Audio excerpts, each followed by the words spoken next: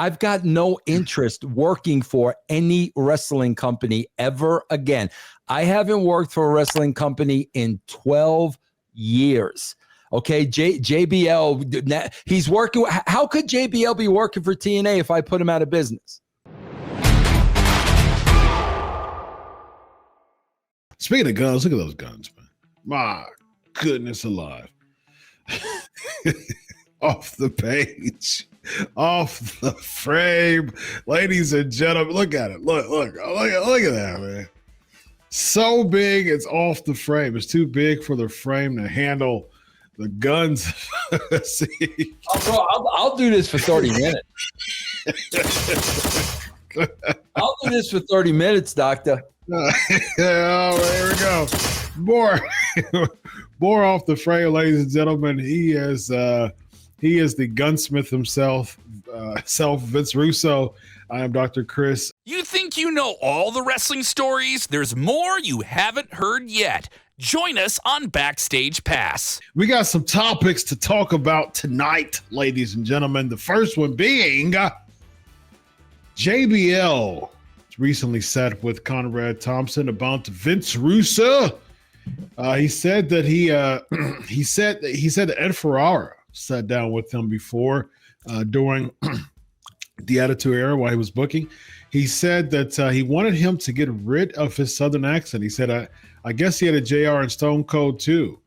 And then he said, Vince said he overheard JBL talk about how he would take out everyone in the locker room. This was the Brawl for All reasoning, which is why it was created. He said he probably said it, but he loved to talk smack in the dressing room. Like JBL said that he probably said it, but he loved to talk smack. He said, I remember he said that Ken Shamrock was in the room. He said that Dan Severn was around that time. So he just talked smack in the back room, just to talk smack in the back room. But there was UFC fighters in the same locker room. He just talked smack just like everybody else did. He also said that he thinks what happened is that you, Vince Russo, you left and went to WCW. After you left WWE went through the roof. WCW went bankrupt, and he spent the next 25 years of his life, your life, and there's nothing else you could say but abysmal failure. Nothing he's touched is still around. Everything he's touched has gone either bankrupt or gone under. He's not welcome back in any place he has been. My thought is that he came up with this idea of the Brawl for All, like he came up with Viagra in a pole match, Judy Bagwell a pole match, and Dave Arquette to be champion. Bro, look how upset JBL's comments are getting me, bro. Off the frame. Bro, listen, I got a new Year's resolution. I got one more line. He came up with some of the worst ideas in the history of pro wrestling. Yeah, okay. I got a new resolution in 2025. 2025. I got a new Year's resolution. If you are a wrestling mark, I'm not going to acknowledge anything you say anymore. If you're in your mid 40s to late 40s to 50s to 60s to 70s and you still want to be part of the wrestling game, you're a mark. JBL is a mark. And in 2025, I'm not going to address any more Mark comments. I'm not going to address JBL comments. I'm not going to address Eric Bischoff comments. If you're in your 45 is the cutoff date. If you're 45 or older and you still want to participate in the wrestling game, unless you're broke. If you're broke, I totally get it. If you're broke and you need a paycheck, I totally understand that. If you're well off and you still want to be a part of the wrestling game from 45 on, that's because you're a wrestling mark. I'm not going to acknowledge wrestling marks because I'll tell you why. Wrestling marks are going to give other wrestling marks, stories and analogies that they want to hear that they think will get them over. So JBL thinks with the mark audience of 2025, if he talks about Vince Russo and says bad things about Vince Russo, it's going to get him over with the audience in 2025, and he's going to get hired because he's a wrestling mark. I understand. I don't need to be a psychologist like Dr. Chris. I understand that. Real simple, guys. I worked at 3 companies: WWE, WCW, TNA.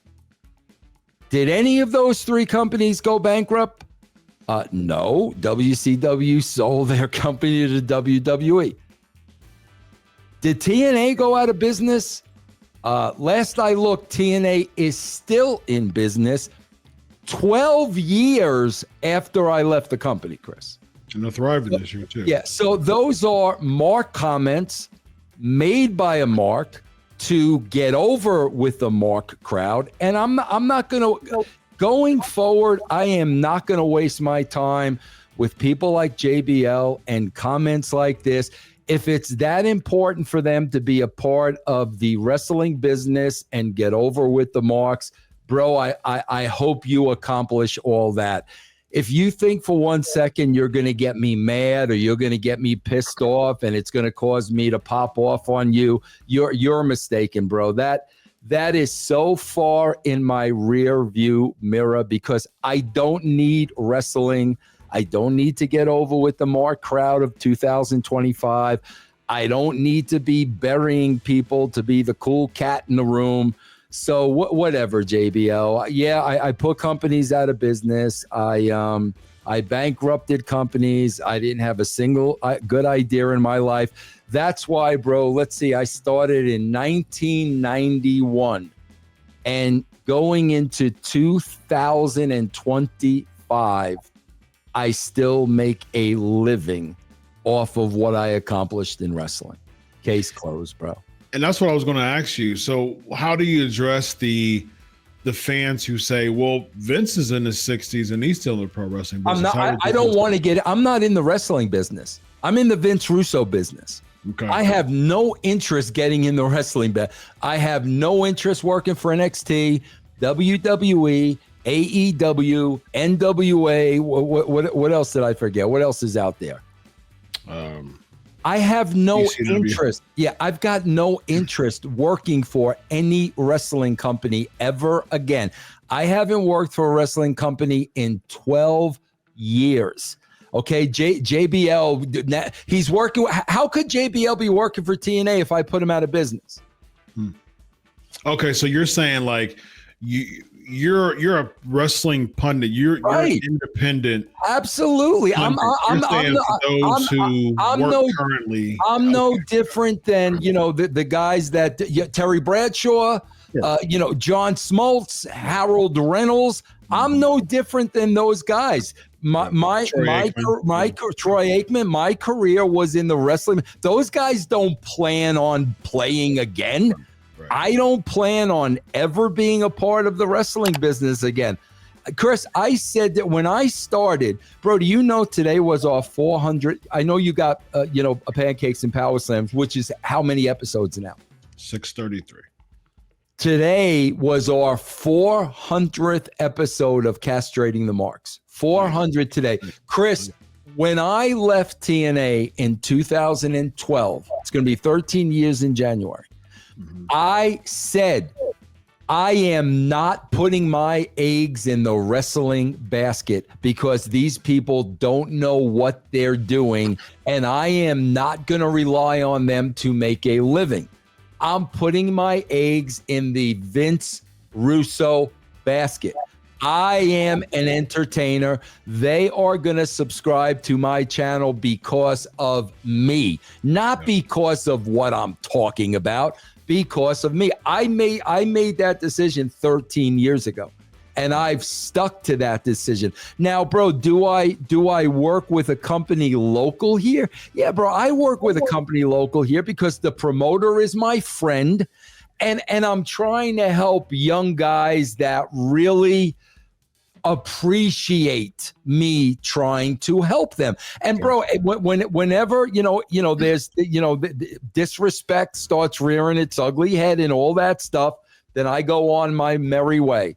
But as long as they want me there and they want my help and they listen to what I have to say, no problem. But to try to get back at TNA or, be LaGreca and Bully Ray and doing angles at NXT, bro, no, I'm not a mark. I'm past the wrestling business. I've been past for a very, very long time, Chris. I am in the Vince Russo business. Big difference, bro. There you go. And I'm shortchanging myself. I'm going to say 663. And I want to say one more thing, bro. Honestly, I don't know anything about that conversation with Ed Ferrara. That is the first time I ever heard that. So if somebody wants an answer to that, I don't know why you're bringing that. Like, I'm not Ed Ferrara. If that was a discussion he had with Ed Ferrara, I don't know anything about that discussion. I've never heard of such a thing before. You would have to ask Ed Ferrara. So I think the point of him bringing that up was that it was something that was preferred by you. Like you had something, you had a thing for people with Southern accents. You didn't like it, so you wanted to. No, it's a fact, bro. When I wrote wrestling, it was never about what I liked and what I didn't like. It was a fact. And Chris, we've had this conversation many times before. How many guys with Southern accents? Steve Austin does not have a Southern accent. That is Texas. Texas is not the South. I'm talking Southern accent. How many guys in the history of the business with a Southern drawl got over big on the main stage in the history? People will say Austin. No, Austin didn't have a Southern accent. People will say Dusty. No, Dusty had a Dusty accent. That wasn't a Southern accent. That was a Dusty accent. Yeah, I always say, bro, the person who came the closest to ever being over mainstream with a Southern accent was Sid.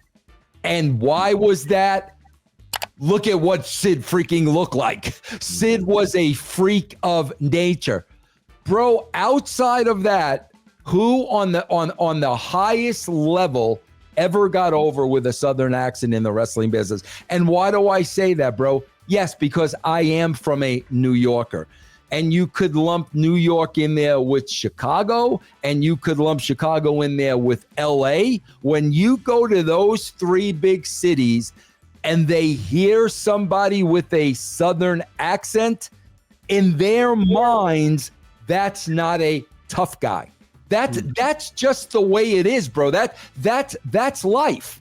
And I'll tell you, Chris, I have no problem saying this.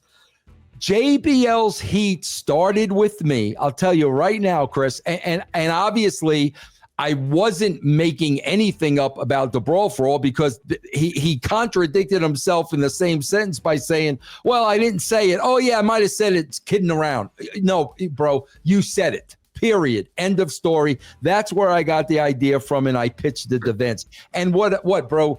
You're calling it my bad idea when Vince is the one that has to approve it? Vince approved it, bro. I just pitched the idea to Vince like I pitched Vince a million ideas. Vince said, yeah, let's do that. And we did it.